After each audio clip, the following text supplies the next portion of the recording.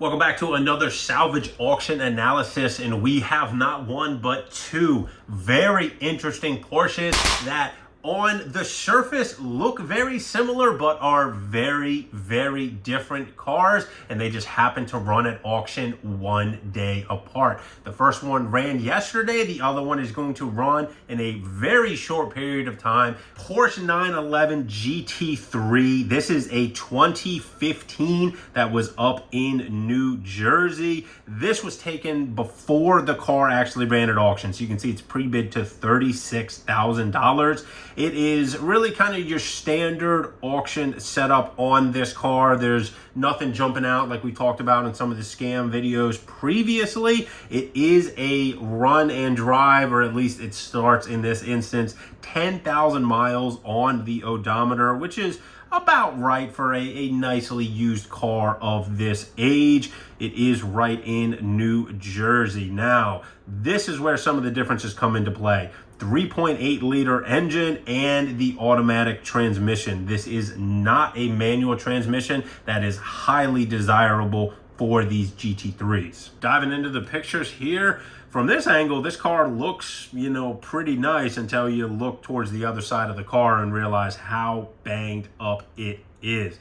Now, with that being said, I see a lot of suspension damage. There's definitely some upper damage to that frame rail there, but the majority of the tub there actually looks like it's mostly intact. But we're looking at a lot of damage, very expensive bumpers. And there's also a heavy amount of damage at the rear of this car, which the motor being in the back gives me concern. Luckily, this one has a run video that we're going to listen to here in just a couple minutes. You can see that that rear wheel is definitely moved around on this side of the car, the passenger side. Everything looks pretty good, but something like the rear bumper has damage on the other side, so the entire rear bumper is going to need to be replaced. That is a very, very expensive piece. To the interior, you see that automatic transmission, which from my perspective is a negative. I'm sure there's people that want to daily drive this that it wouldn't bother them too much, but from my perspective, these cars should be manuals. A little bit better look at that damage at the front corner there.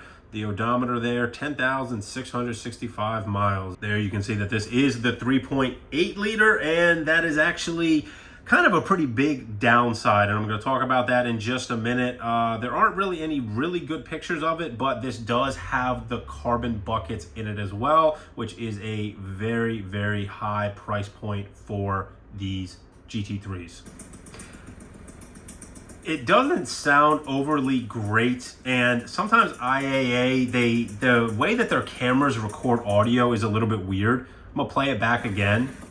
You hear how it changed right there, like 1 second into the video. So I think that this is maybe just amplified a little bit by whatever they're using to record it, but it's running. It doesn't sound super great, but one of the big differences between this 991 GT3 and the 991.2 that we're gonna watch a little bit later today is the engine. These 3.8s have a lot of issues with metal shavings, and right now they are warranted by Porsche. So if I remember correctly from what Alex has told me, you have an E, an F, and a G series motor. The E and the F are prone to failure, and Porsche is replacing them now with the G6 motors, which is what comes in the RS versions of the GT3. So it is a massive upgrade for any GT3 owner, and it is covered under warranty. So from a parts perspective, these are actually not good cars to get into. We actually have an E-Series motor that is sitting here in the showroom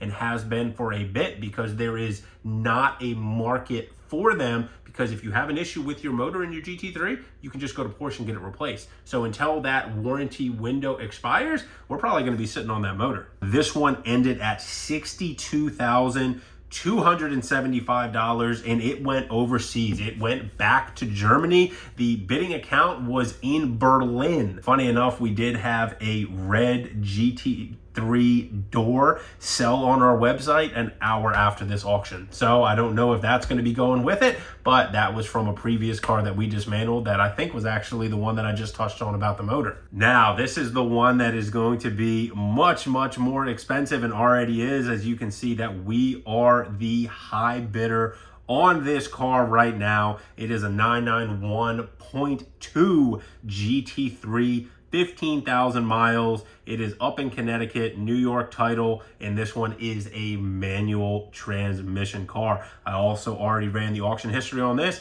Everything checks out, no issues there. So we're gonna dive right into the pictures. And from a damage standpoint, this is very, very similar. I see a lot less suspension damage, more tub damage on this car, but the suspension looks to be a lot better on this. The damage at the rear is much, much lighter, but there is damage at the rear. You can actually see that the way the light's reflecting on that quarter panel, there's definitely a buckle in that quarter panel. And then there's also some damage on the rear wing itself, albeit very, very limited. Same story as the last car though. When you come around to the passenger side, everything looks pretty good. It stinks that it's all isolated to that driver's side, but you might get on this front corner here, good fender, good headlight out of it, which from a parts perspective is a very, very good thing. But from a fixer perspective, this thing has a lot of damage at the front end of it. Now, pretty much the entire internet has seen that Matt Armstrong rebuilt Adam LZ's old car, which is a 992, but they did a lot of work at the front end of that car that is kind of similar to this, where they did a lot of tub replacement,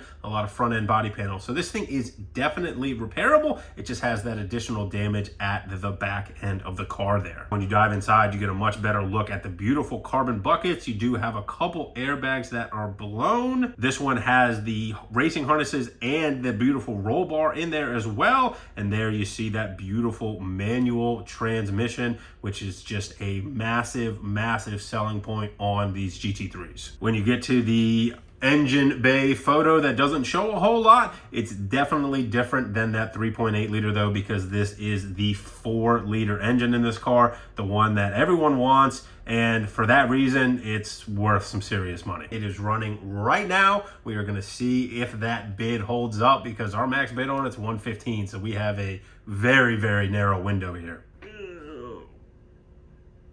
Okay.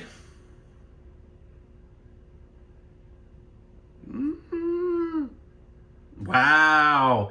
Alrighty, there you go. We are the high bidder on that, and that is a chunk of change to pay. Now, spoiler alert, the car is actually not for us.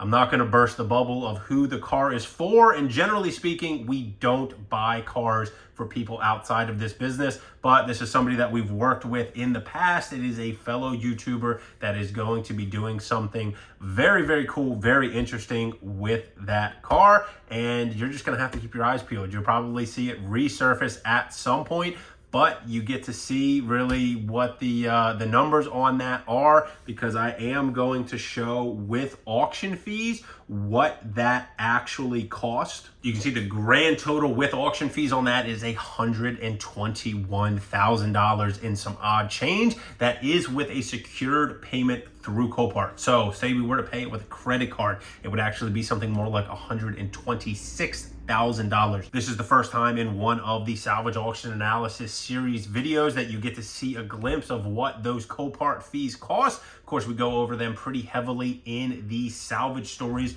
on the main Scrap Life Garage channel. Two very, very cool Porsches. It was really cool to be able to compare and contrast them a little bit to show the drastic difference in price between the two for a similar collision, both cars at Salvage Auction, one of which you can look forward to seeing in some capacity a little bit later on YouTube. For now though, that's all I got. Hopefully you enjoyed it, and I will see you in the next video.